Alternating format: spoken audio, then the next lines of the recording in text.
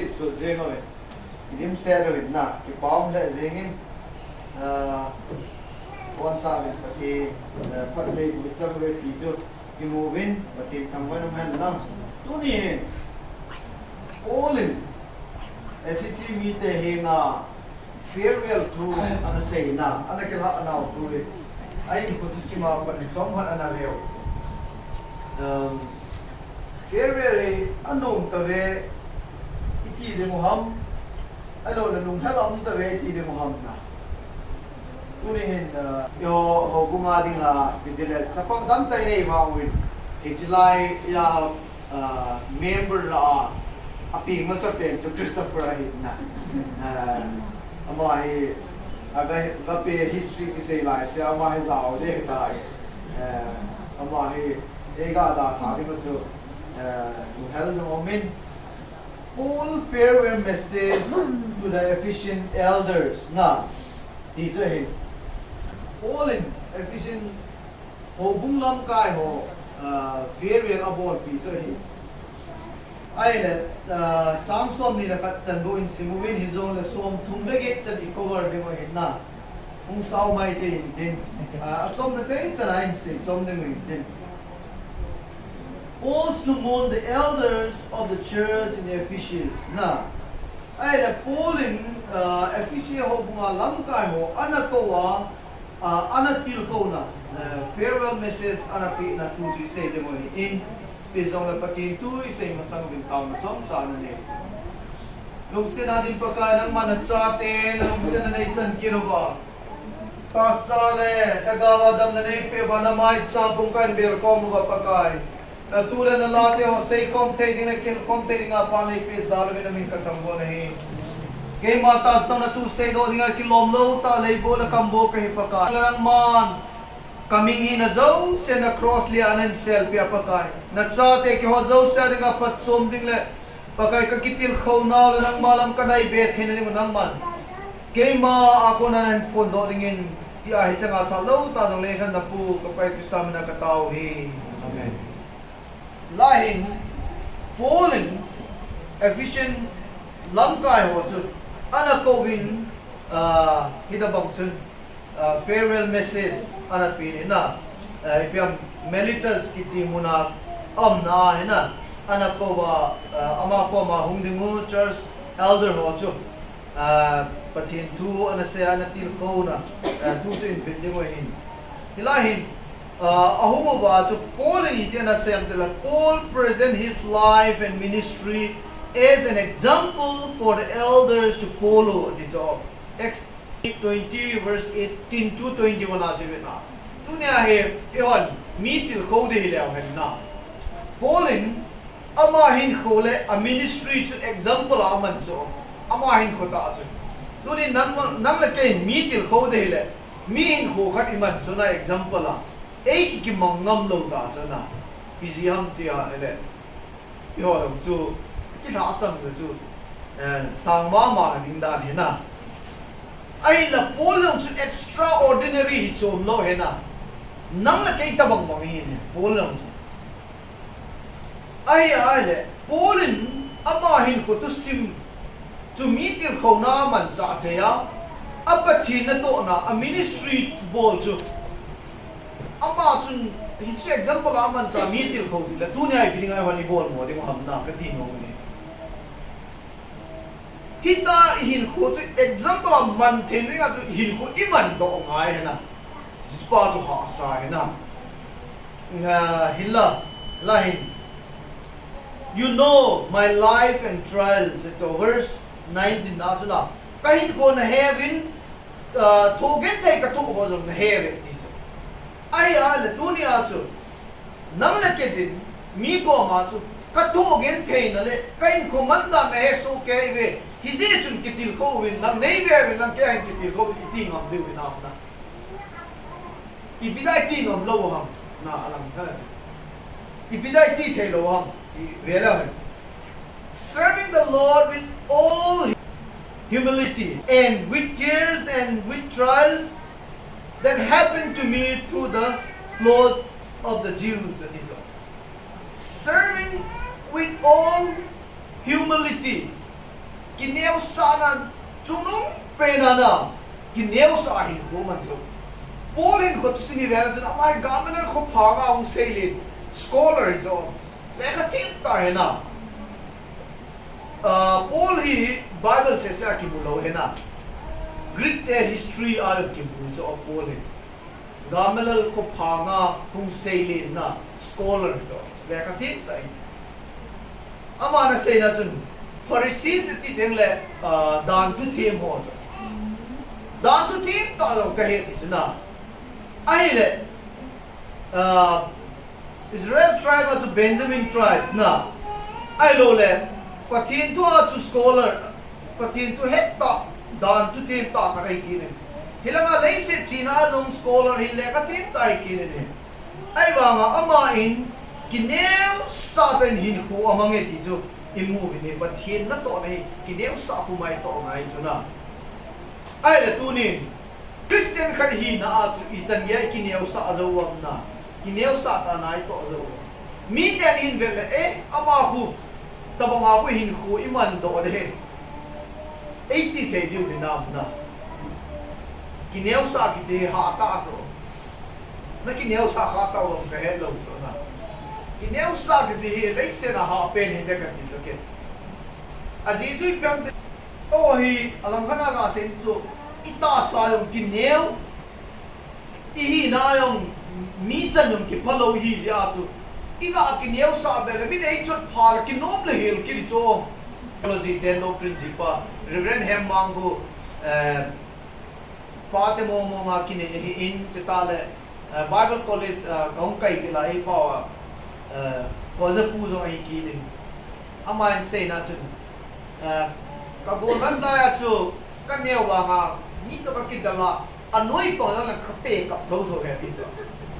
na am dam chu ai da bang chu ki cho ine wa ko ma chut pa ki nom lo he na ji su ho hi cho mi am ki neu sa lai ta chu to le ya to no ya ki thol lu di ngap cha no cho ama chu mi ni tem ko na in bol le re ki ti pai jen chu na ki ka le pai he di chun ki neu sa ki de ha sa ta ka ha sa ka sa le ni na cái mà tao cái vậy cái hi mikle sa ta cái cho miko ta cái cho Bible college sa ka hunga hi ibyam kyong na sa tai kain po ki hiya cho na kain ko ka ki hiya chu mi hemin koi ma chan ei mo thei lo dinga ki hiya ka hena ken bo mi ka ho ding koi ma chan ei ho lo dinga ki hiya kai to ke nai ko ai le mi yo hin ei tha ai le ka thi lo de ka thi i chan ya hin ko ka ma hena ai le ka ga se lom chu ki neu sa hin ko ma ni ha wo mo he tu ni ge la hena ki neu sa hin ko he manding ti hi ke no sata ka trying na lai hena hina bang chun ki neu sa he a sama ma ai lai lai calling serving the Lord with all humility na kineu sa thai chana to tom na chana chu kineu sa pathil na to he ti chu amai ai ko ta ana sei do in hite effici ho bung lam kai ho ana til ko ni na they were serving the Lord with tears pathil na kitoma mi khilong le ti dong kyum da lo he na thagawang thai di ho kipon na mo mong lo thagawang thai di nga itaw lo imi ri pot le lo kidim se na ai le tunin ti ngai do te thagawang thai ho di nga itaw na imi ri lo na chu i pikum chu ta ka chai na ipin tha di ko la ya hu aping tha lo na kem prai jau pi ho am dan chu i hung pin tha aping tha lo ho lo ho hui mu la damun chi le ding a ki gem ta cho ki ka pi jen cho na mi chi lo ma ai le hi chi chu a chai nei tam na ai le chi jo ma yong chu ta ga mong tai ho ding a i tao tao na la yam na mi chu ma yi ki ko ngai cho sam le ka bulang chi na le pathinin na mi thiu chu na bottle la na history na bottle la chi cho ai le tunin vela hen imit view to what is our mutadem na hije high bottle sungachin hije chun tunin polin Shagomang tiding ho abena upon a base in Tane efficient ho kung mi ho Takiloi home ho angai to in agelin Milshipuma patin nato and ho to a safe in a til covet is now serving the Lord while persecuted it is on. I have get taken to line down patin nato so you get taken to deal the patin nato ngadi Patinin dam nei pi laya hausa nei pi lai patin na to ding patinin gente nei to ding le patini to patin na to ta lo ding ki ki le na Paul chu ga hi sam ku le hen zela izak nei lu ta patin tu za la na yo ke le zela ki lu le nyung la do wo ki te mai dei jo amal nyung la do na ti lo pi zel sunga ho ko ma chu patin na to a patin tu sen tu na na cho ma dinga ministry mun zen cho ti pa cho thupi ne na ai ipam approve na dinga chu vela wen Onesimus ki ti pa he gucha cho na apupa Philemon til agu a zama Roma chu min scholar on a say le atilgu ho he agu chai aman chai pa ai Roma chu tilda agu kina Rome support amat wa zela himai the inde tisna accept wa to say po himai the hicha jo polong chu Roma chu pathin thu zala ki mana zela na pathin thu se pa Onesimus hung ping thai na zela kahin ati na zela zel sunga chu pathin thu ha dinga chu achapa ngi ta ne aile Paul Silas chu aman kirovin akut hon kem hon na bulat tu win zil sungin akoi win hije chun pathin awa achoi hone ti na aile zil ko jok siang ke hongin akura kem lo sia ke thamin zilar pa amal ma ki that de ti lai ti na mi jok se samang tan de ti ji a chu aile chilai ta chu polin na ho pi in zilar pa la in sumi ten ku hing na chan ta ni na ti chui ga ge la le amma hi su get te am lai ta pathin na to he na tunin nang le ke gi ge hite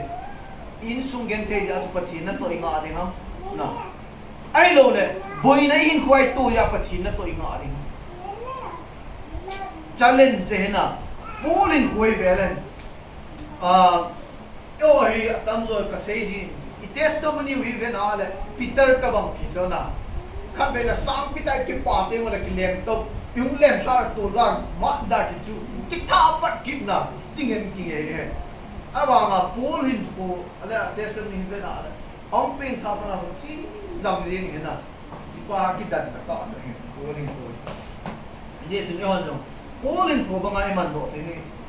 ikiti lo ki jilai ni piti ham chela You know my in-depth method of teaching and evangelism na chang som ni ni apa som ni la ka chu ama in pathin tu ahil thang le dan chu na heve atin na hichi effici ho bung lam kai ho chu pathin tu kahil thang le le ipam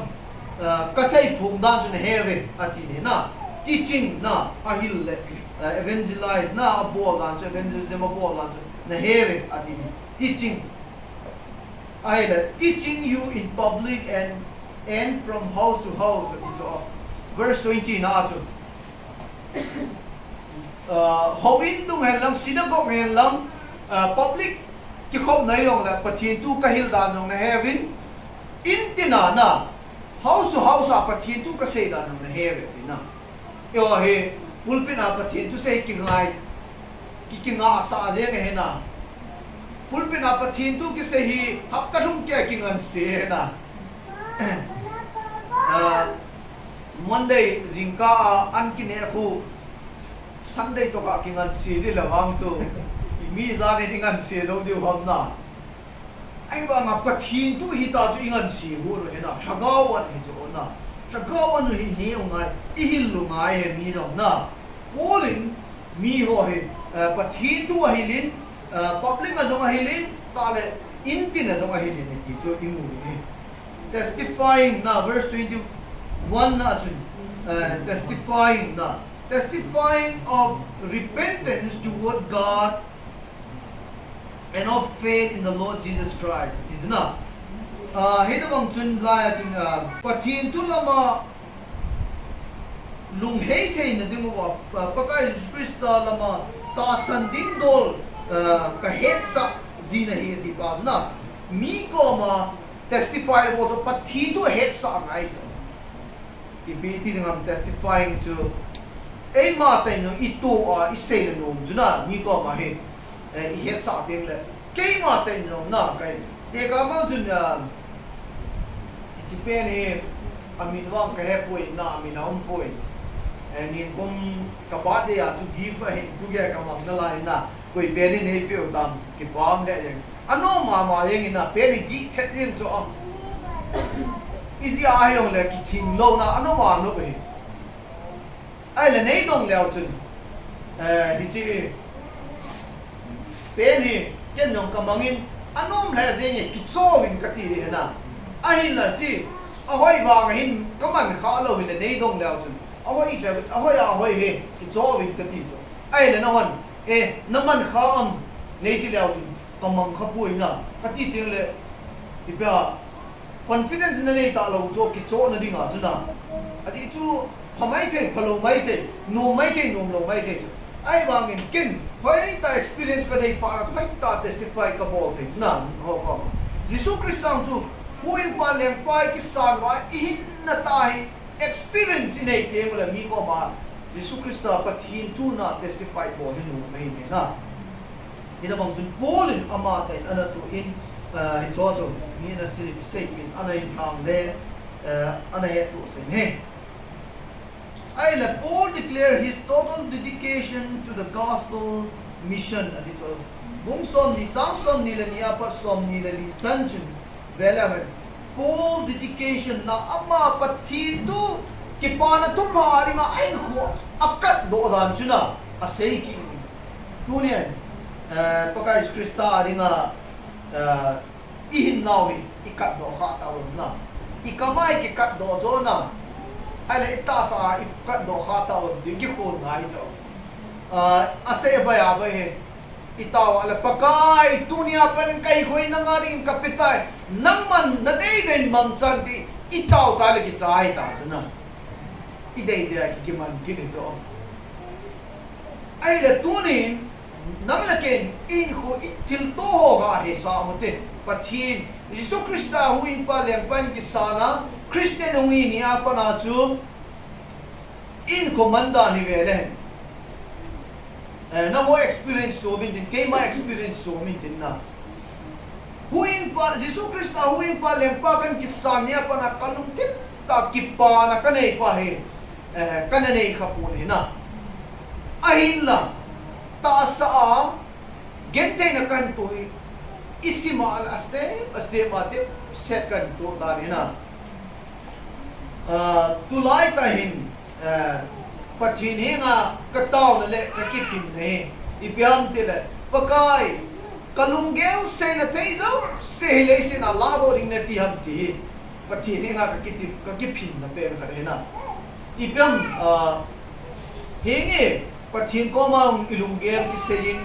ingai chalong ki serin ipuna no ki serin ai la mi hi ji chun mi khat ko ma ilunggel se na te khat au mi na kapato lunggel ta kan sei ko mani ai le kapahi pathinin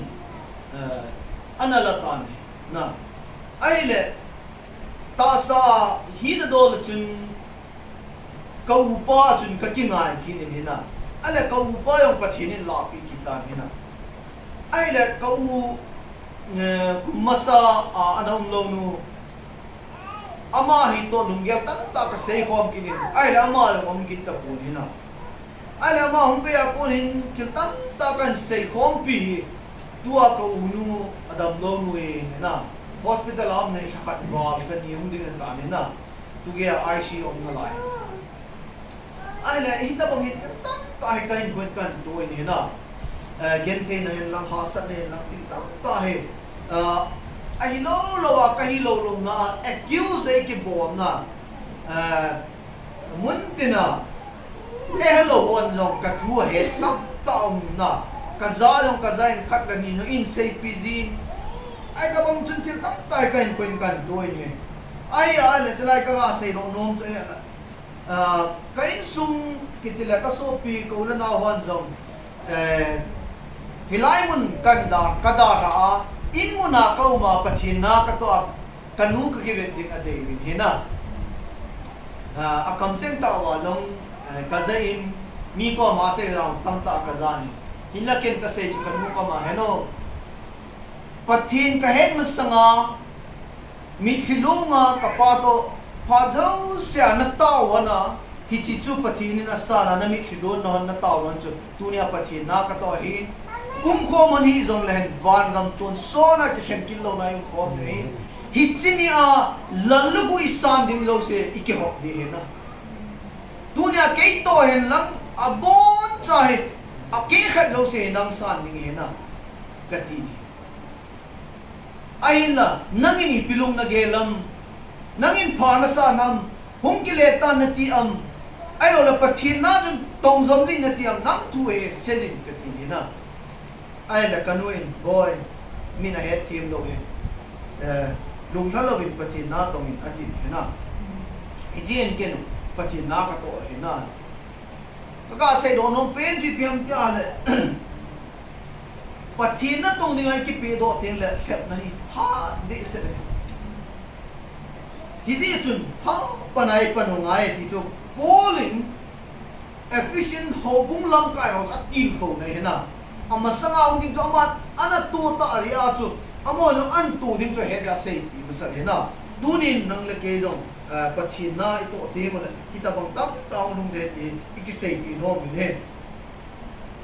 Paul voluntarily took responsibility as their teacher and leader at it all 25 up to 27 and 11 verse 25 to 27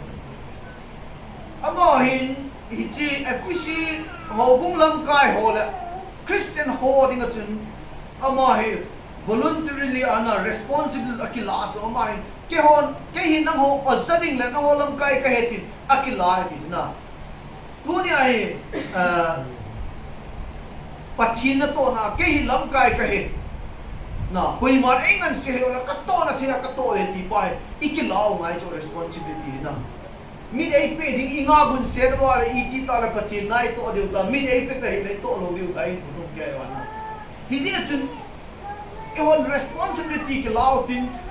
hi ta bang pathin nai to na te chan wa hi to ding we ha bo lai ki bo lo ngai ne Paul charged the efficient elders to guard the church from the wolves at so 28 na chun vela wen wolf at ti teng le kitil ham gam ui cha di nam ga boi ni ti di ham hita bang chu hung de he na yi chun ho bung chu ve ngo wi na ti ho bung ti ka a ho in pa lo wi a member o hi ve ngo wi ti cho na ai le tu ni pathin tu he lo le I ti ki ve ding wi tam na pathin tu he ngai pathin tu he na ding a chu pi ngai de le Bible sim ngai na Bible study hafta khana ni ve am khat ve am bol te te ti na ki bol te wa he le pem equation down in ho hi po ko mu tin na Bible ni pit sam the say ko mu tin ke ho nin ko mu tin tin tam ta he kita bang a he ho bung member ho iki piti dang prepare ngai chu na aji chu le se ra phata pu in tuil them long tam pi hung ding thil tam ta hung ding hi chun hita banga chu iki ve nu ngai tan he all want the elder that fierce wolves are coming from without and within and from within at it all verse 29 up 30 and 31 and 11 Paul in effici ho bung lam kai ho chu agi at it na ipem hichi wolf na gam ui cha ho chu ai ta banga si al ho do bang chu apula nga ko na yo hung ding asunga ko na yo hung de he ti na apula nga hong chu kiven da nung chu asunga po na hong de kiven ha ti pa na amai a lot na bol ni fierce wolves are coming. I know that after my departure fierce wolves will come among you, not sparing the flock. That is all. Second Peter bungni chang khat na jang vela with you. Kaiman kadar ha tem tisna efisi ho kaiman kadar ha ai lo le leise na kain ho be tem long le ai lo le hi da bang cho farewell message ai ja iki khen tem num te bo le hi da bang tuil fem si al da bang cho tan ta hong de hin ama ho chun hi chi ho bung mi ho cho kai ma cha na a khen lo ge he ti cho ji chun tunin ha panai pan wa pachin tu he ti mo ngai ne false teacher within the flock. Aila hiti hogum hong suma kona tuin lemo to hong tingle avoid it sene ati so azi chui pyam tela. And from among your own self will arise men speaking twisted things ati so ati tabang ai banga tim chu twist involving na an he koi le ding adi tabang na ai wa ma adi ilo kan ta hum lo the he ti cho ya chu pathin tu hi bible hi ichi pyu ngai na bible ta sa ngai cho ye jun hoi tai bible he na den vin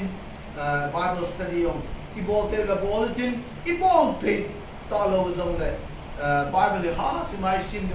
ho in sunga lang da to bung whatsapp group ni ne question ni ki do mo we koi na I cut off it. You don't know why. Let's say full personal example of vigilance. Now, remembering that for 3 years I did not cease night and day to admonish everyone with tears. Philippine bungtum chang som na gate na nang admonishing na still khouna na mi pem kum thum mai cho na fisi ho bu chun kum thum sa chun tang login asuna zanin mi khipumin mi katil kho na ati chu tuni eon ikhat la khat ikitil kho wa ikitha mon to we nam na ikit ki sei set nahi a ha ni na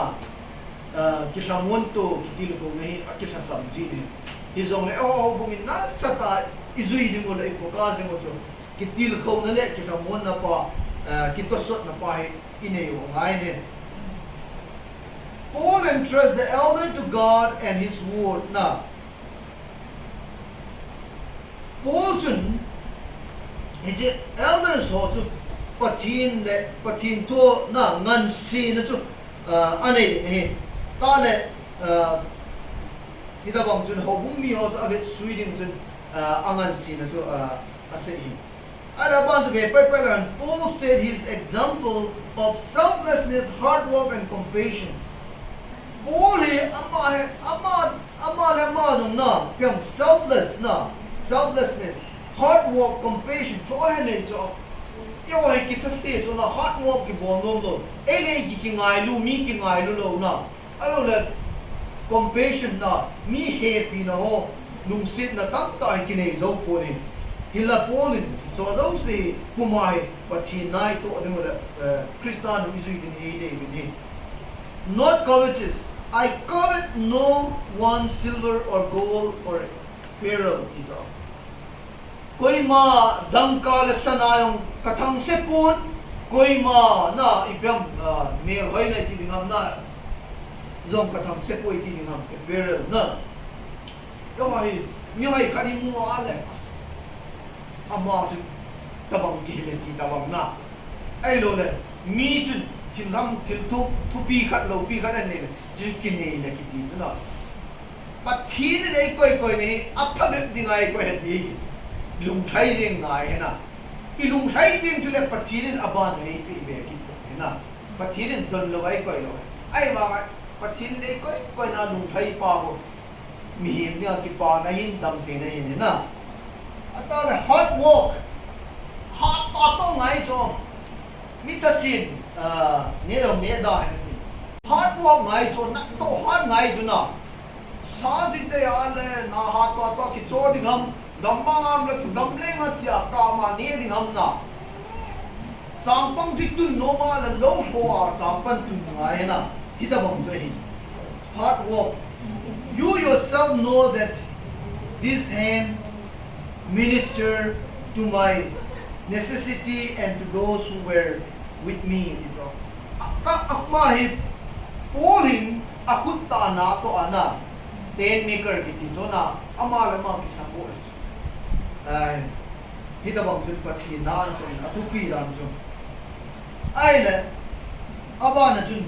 help the weak in all things. I have shown you that my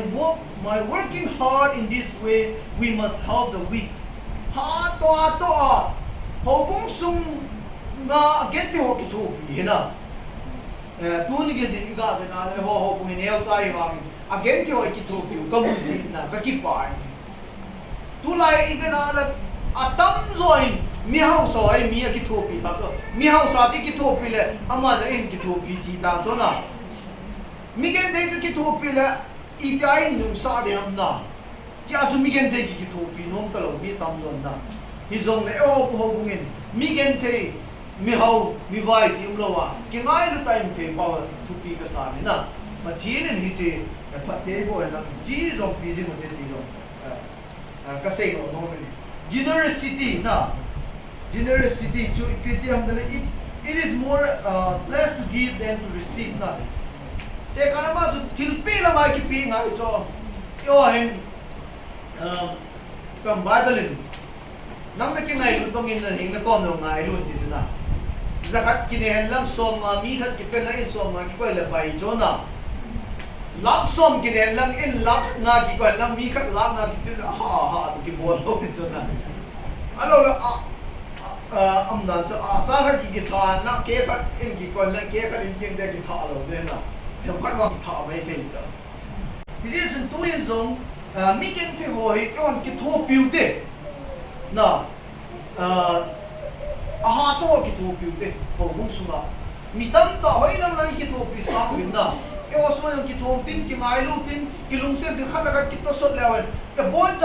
bỏ lỡ những video hấp dẫn kila la zin din ai wa nga in pi do mo lo ding ti bol lo we na mi loi kan in gel le ke hau sai gel mai le so min long igen the ni ke e ki thu pin ke long khat be igen the na tami no ka ki thu bi pa na ka de he ka ti ji ji piam te le ka hau sat te le mi ki thu pin de i da ki hau sat de na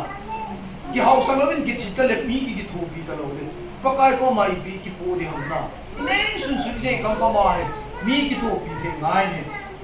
ala chai na chun Paul bid the elders farewell it's verse 36 to 38 na chun Paul chun na and when he had said these things a chai ne ta he kneeled down and prayed with them all and there was much weeping on the part of all. They embraced Paul and kissed him, being sorrowful most of all because the word of he had spoken. They would not see his face again, and they accompanied him to the sea. It's like I said, no pain does if you have a China to Paul to FCC hopung lang kayo so akikol to win akap to it is na ayam atau ko mo win na adil so win atau ko win akiko ay win akap to it is na